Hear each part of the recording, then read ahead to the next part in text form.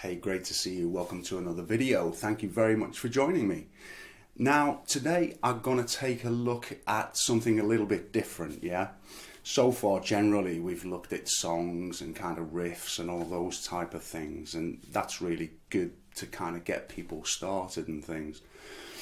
But what I've noticed with my students and things is generally because the kind of way of learning has changed somewhat with the introduction of YouTube and things like that. It means that you can go learn any song that you like and it's pretty much all laid out for you. Now that's a great thing. There's nothing wrong with that. It's a great way to get yourself interested in guitar and actually make some headway with guitar. But it's also very important to vary your practice.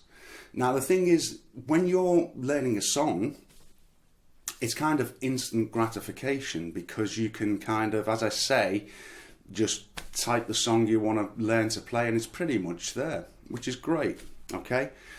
But what I'm noticing more and more with my students is something that's not really getting developed very much are people's listening skills.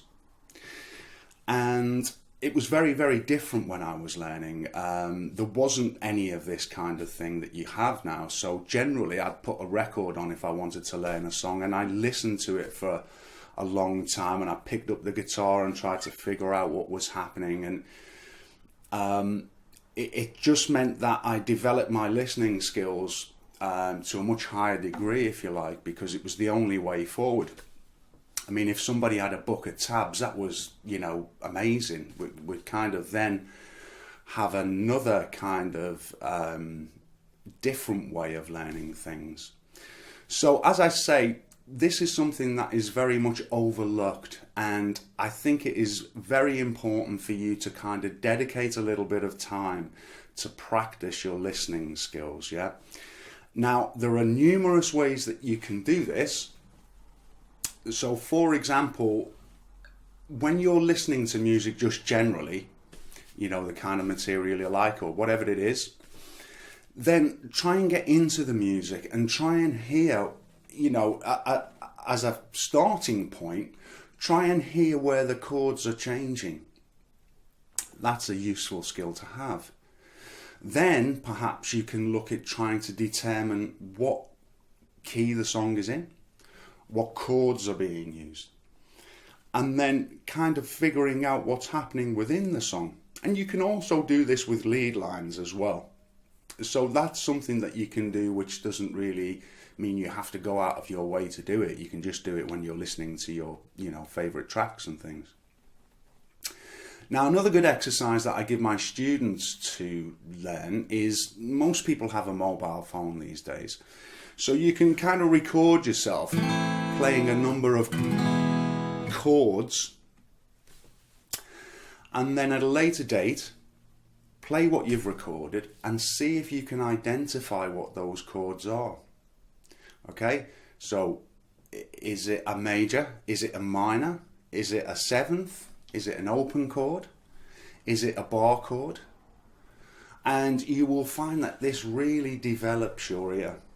And that is majorly important. You'll probably notice if you watch my videos that I leave kind of work for you to do intentionally, and it's generally about your ears having to listen. It may be a strum pattern, trying to figure that out or something, because I'm just trying to give you the basics of just trying to get those ears kind of listening out for things.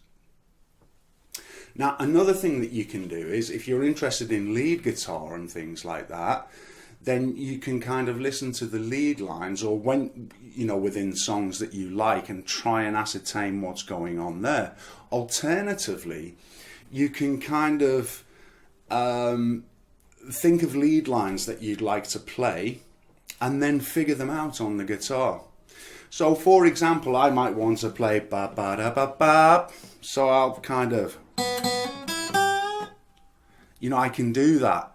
And then I might think, what comes after that? Ba ba da ba da. You know, and that's really important, because if you can play what you can sing or what you can hum or whistle or whatever it might be, you're taking a very big step forward with your playing.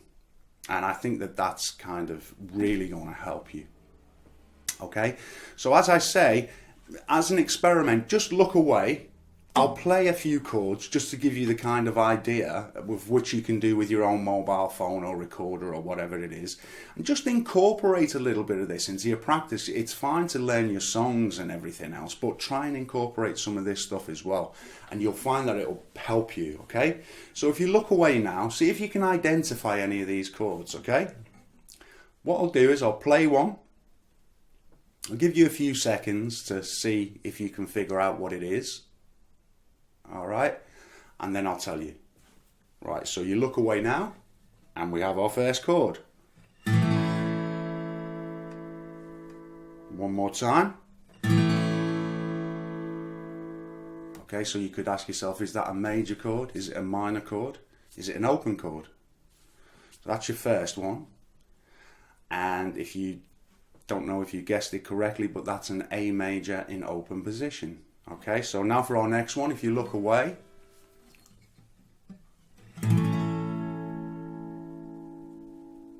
Okay, is that a bar chord? Is it an open chord? Is it a major or a minor? Well, it was actually the same as the last chord. It was an A major, except it was a bar chord. Okay, so let's try another one. Now you keep looking away for this little section. You get the idea. I won't go on too long, but it might be useful to you. So this next chord is.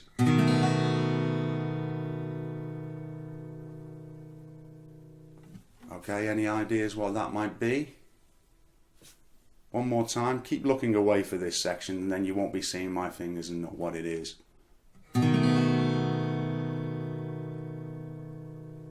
Okay, that's a B7. Yeah. I'll just play a few quicker now and see if you can kind of identify any of them, all right?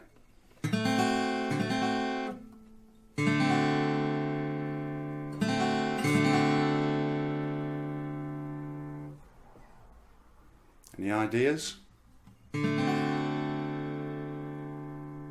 Okay, that's a D7. Next one. Do you know what that one is? Okay, that's a G, an open G. And one final one.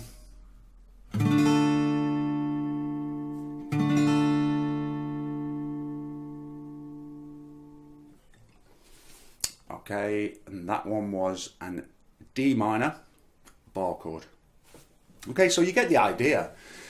Now, what you've got to realise is that when you're doing this kind of stuff, it might not be as interesting as learning one of your favourite songs. I understand that, but it's not to say it's not important, yeah? Else I wouldn't be kind of showing you and talking you through that, okay?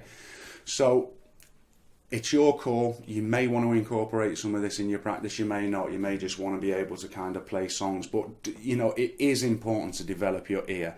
So this is a little bit different. I hope it's helped in some small way, and I look forward to seeing you next time. Thanks for watching.